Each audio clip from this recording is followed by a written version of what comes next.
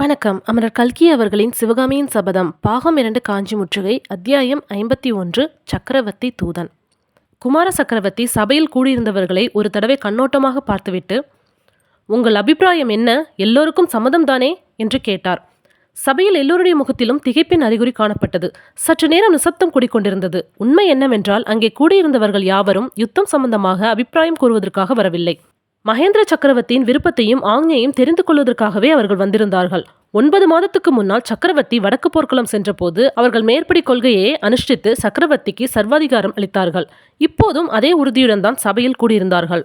விஷயம் இப்படி இருக்க, மாமல்லர் திடீரென்று எதிர்பாராத விதமாக ஒரு பெரிய அபாயகரமான காரியத்தை செய்யப்போவதாக சொல்லி அதை பற்றி அபிப்பிராயமும் கேட்கவே எல்லாரும் மனக்குழப்பத்தில் ஆழ்ந்து இன்னது செய்வதென்று தெரியாமல் சும்மா இருக்கும்படி நேர்ந்தது. மாமல்லர் எல்லோருடைய முகங்களையும் ஒரு தடவை கண்ணோட்டம் செலுத்தி பார்த்துவிட்டு, ஏன் எல்லாரும் மறுமொழி சொல்லாமல் இருக்கிறீர்கள்? இது என்ன மௌனம்? உங்கள் முன்னிலையில் சொல்லத்தகாத வார்த்தைகள் ஏதேனும் சொல்லிவிட்டேனா? வீர பல்லவ குலத்துக்கு இழுக்கு தரும் காரியம் ஏதேனும் கூறினேனா என்று கம்பீரமாக கேட்டார்.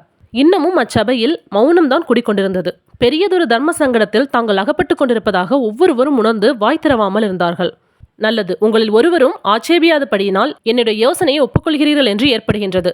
சேனாதிபதி, அப்படித்தானே என்று மாமல்லர் சேனாதிபதி கலிப்பகையாரை குறிப்பாக பார்த்து கேட்டார். சேனாதிபதி கலிப்பகையார் எழுந்து, குமார சக்கரவர்த்தியின் கட்டளை எதுவோ அதன்படி நடக்க நான் கடமைப்பட்டவன்.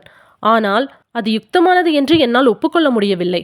மாமல்லர் கூறுவது சக்கரவர்த்தியின் அபிப்பிராயத்துக்கு மாறானது. எவ்வளவோ தீர்க்காலோசனையின் பேரில் பல்லவேந்திரன் நமது சைனியத்தை கோட்டைக்குள்ளே கொண்டு வந்து சேர்த்திருக்கிறார். மகேந்திர சக்கரவர்த்தி கோழை அல்ல, போருக்கு பயந்தவரும் அல்ல. சக்கரவர்த்தியின் அபிப்பிராயத்துக்கு மாறாக நாம் எதுவும் செய்வது உசிதமல்ல என்றார். குமார சக்கரவர்த்தியின் முகத்தில் ஆத்திரம் கொதித்தது. சேனாதிபதி, என்னுடைய வீரத்தந்தையை கோழை என்றோ பயந்தவர் என்றோ நான் சொன்னேனா? அதை காட்டிலும் என் நாவை அறுத்துக் கொள்வேன். என் தந்தையின் யுத்த தந்திரம் வேறு, என்னுடைய யுத்த தந்திரம் வேறு. அவர் இல்லாத போது என்னுடைய யுத்த தந்திரத்தை அனுசரிக்க எனக்கு பாக்கியதை உண்டு. சேனாதிபதி, பல்லவ சைனியம் நாளை சூரியோதயத்திற்குள் யுத்த சம்பந்தமாக கிளம்ப ஆயத்தம் செய்யுங்கள். சேனாதிபதி கலிப்பகையார் சற்று தனிந்த குரலில், பல்லவ குமாரரின் தந்திரம் யுத்த தந்திரம் அல்ல, தற்கொலை தந்திரம். வாதாபி சைனியத்தில் 5 லட்சம் போர் வீரர்கள் இருக்கிறார்கள். பல்லவ வீரர்கள் 1,00,000 பேருக்கு மேல் இல்லை என்றார். மாமல்லர் கண்களில் தீப்பொறி பறக்க விழித்து கூறினார். சேனாதிபதி, புல்லலூர் போர்க்களத்தில் பல்லவ வீரர் எத்தனை பேர், கங்கபாடி வீரர் எத்தனை பேர் என்பதை அறிவீரா? 50,000 கங்க வீரர்களை புறங்காட்டி ஓடும்படி நமது 10,000 வீரர்கள் செய்யவில்லையா? போர்க்களத்தில் ஆட்களின் கணக்கா பெரிது, வெற்றியளிப்பது வீரம் அல்லவா? பல்லவ வீரன் ஒவ்வொருவனும் சலுக்க வீரர் 9 பேருக்கு ஈடானவன்.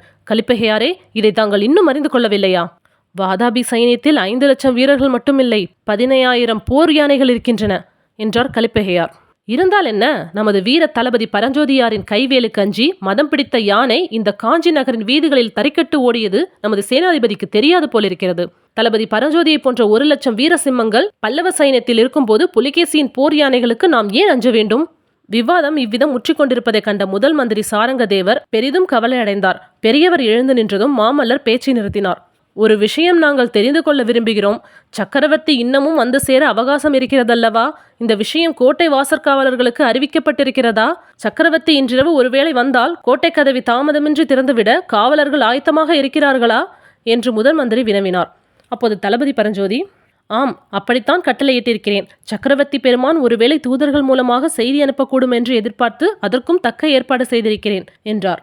தளபதி பரஞ்சோதி இவ்விதம் சொல்லி வாய் மூடுவதற்குள்ளே மண்டபத்தின் வாசற்காவலன் ஒருவன் விரைந்து உள்ளே வந்து, சக்கரவர்த்தியிடமிருந்து தூதன் ஓலை கொண்டு வந்திருக்கிறான், சிங்க இலச்சினையுடன் வந்திருக்கிறான் என்று தெரிவித்தான். இதை கேட்ட மாமல்லர் திகைத்து போய் நின்றார். சபையில் இருந்த மற்றவர்கள் எல்லாரும் மிகவும் நெருக்கடியான சமயத்தில் தெய்வமே தங்களுடைய துணைக்கு வந்தது என்று எண்ணியவர்களாய் மனதிற்குள் உற்சாகம் அடைந்தார்கள். ஹாய் ஃப்ரெண்ட்ஸ், உங்களுக்கு இந்த கதை பிடிச்சுன்னா லைக் பண்ணுங்கள், ஷேர் பண்ணுங்கள், மறக்காமல் சப்ஸ்கிரைப் பண்ணுங்கள். தேங்க்யூ.